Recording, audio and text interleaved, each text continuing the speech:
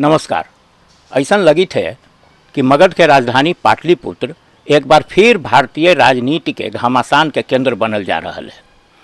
23 जून के विपक्षी पार्टी के बैठक होल। एक में 15 गो से ज़्यादा निमन नेता सब जुटल हलथिन और इस सब के जुटान के श्रेय नीतीश कुमार के देवल जा रहा है। अब भारतीय राजनीति में एक दने जहाँ अमित शाह जैसन धुरंधर खिलाड़ी हथ जिनका राजनीति के चाणक्य कहल जाए, तो दोसरका दने नीतीश कुमार हथ। एहो खेलल खेलावल खिलाड़ी हथी, सब घाट के पानी पीले हथी। तो हमनी के अब ई देखेला है कि ई जे जुटान होली है पाटलिपुत्र में, एकर का प्रभाव बिहार आ मगध के खास करके राजनीति पर पड़तई। अब अपने लोग देखी, नीतीश कुमार के साथे लालू जी हथ। लालू जी ढेर दिन के बाद सक्रिय राजनीति में सक्रिय होती है, तो इनकर आगमन के कुछ न कुछ राजनीतिक अर्थ जरूरे है। पूरे भारतीय राजनीति में नरेंद्र मोदी के सामने अगर कोई वक्ता के अपने खड़ा कर सकली है तो वो लालूए है। लालू जितना अपन सहज अंदाज में जनता के साथे जुट जाहत, अपन चुटीला अंदाज में जो उनकर भाषण शैली है, ओकर जवाब देना भारतीय जनता पार्टी के सामने बड़ा मुश्किल हो जाती।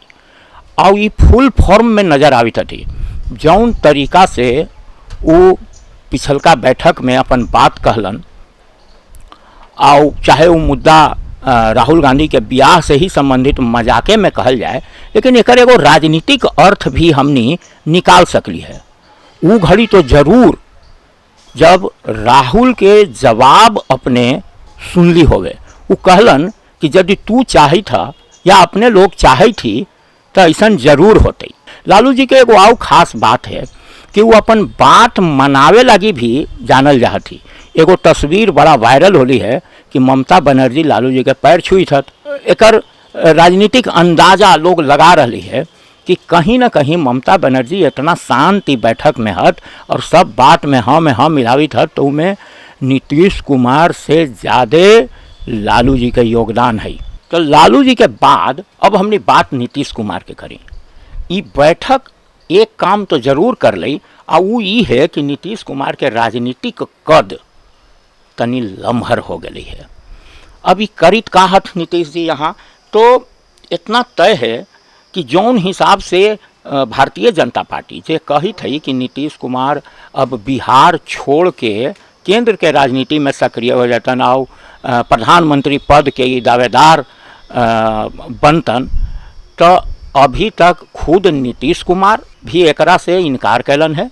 साथे साथे इनकर पार्टी के कोई प्रवक्ता चाहे जानल पहचानल बड़कन जो नेता लोग थी वो खनियो ये दावा न करी था। तो आखिर अब नीतीश कुमार का करतन, तो कुछ चीज़ जरा हमने राजनीतिक रूप से ले सकली है, तो वो ये है कि नीतीश जी भी न चाहतन कि कांग्रेस ज़्यादा कमज़ोर पड़े। कहे कि कांग्रेस के कमज़ोर पड़े के मतलब है कि विपक्ष में नीतीश कुमार के जे प्रतिद्वंदी हो सकलन है, चाहे वो ममता बनर्जी हो चाहे अरविंद केजरीवाल हो, उनका ताकतवर होना है। अब हमने बात कर भाई बिहार भाजपा के। बिहार भाजपा ये पूरा जे चली थी अभी हलचल पटना में, तो बड़ी नज़दीकी से एकरा पर नज़र रखले है। और अपने देखम शाहनवाज हुसैन, रविशंकर प्रसाद, सम्राट चौधरी और उन्हें अमित शाह भी इस सब पर अपन वक्तव्य डलती है। सब लोग पूरा ये बैठक के सिरे से एकदम इनकार करी थी बात के कि बैठक कोई सकारात्मक नतीजा विपक्ष के लगी निकल सकलक है। अमित शाह तो सीधे कही था कि ये फोटो सेशन है, एकरा से ज़्यादा आओ कुछो न है। रविशंकर प्रसाद के भी ऐसने स्टेटमेंट है। इन्हें सम्राट चौधरी कही था कि ये सब विपक्षी पार्टी में सब के सब जितना हद से प्रधानमंत्री के उम्मीदवार हत तक 3-3 महीना लगी एखनी प्रधानमंत्री बनन। कहे का मतलब ये है कि ये लोग एकर महत्व के कम करके आंकत हत या आंकावे के कोशिश करी हत। माने इनका तरफ से आम जनता के यही देखावल जाए थे कि एकर कोई महत्व न है और जनता भी एकरा पर ध्यान न देवे। विपक्ष के दने से एगो कॉमन मिनिमम प्रोग्राम के बात कल जाए थे, और सीट के जो संयोजन होते ओकरा पर बात कल जाते। आ ये भी तय हो गई है कि एक यही लगी अगला बैठक 12 जुलाई के शिमला में रखल गई है और जेकर अध्यक्षता खड़गे जी करते।